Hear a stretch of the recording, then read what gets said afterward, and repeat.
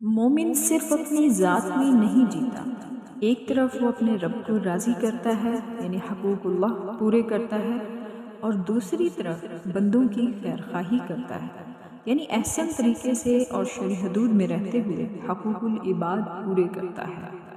اب آگے ہم مومن اور مسلم کا فرق دیکھ لیتے ہیں۔ لفظ مومن ایمان سے ہے اور مسلم اسلام سے ہے۔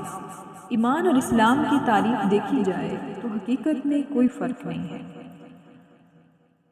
ایمان کا تعلق جو ہے وہ باطن سے ہے اور اسلام کا تعلق ظاہر سے ہے، یعنی ایمان مثلاً جیسے عقائد آ گئے اللہ تعالیٰ پر، رسول صلی اللہ علیہ وسلم پر، فرشتوں پر، قیامت کے دن پر ایمان لانا، اور قلبی صفات کیا ہوتی ہیں، مثلاً اللہ پر توکل رکھے اور اللہ کی محبت اور خوف میں رہے۔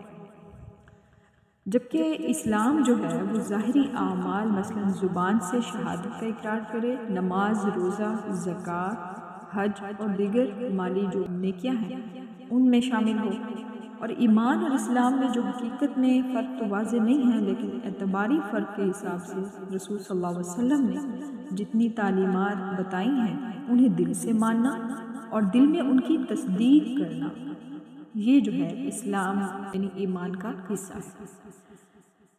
لیکن جو شخص ظاہر میں ایمان کا اقرار کرے لیکن دل میں ایمان نہ ہو تو اسے مومن نہیں کہا جائے گا، اسے مسلمان ضرور کہہ سکتے ہیں۔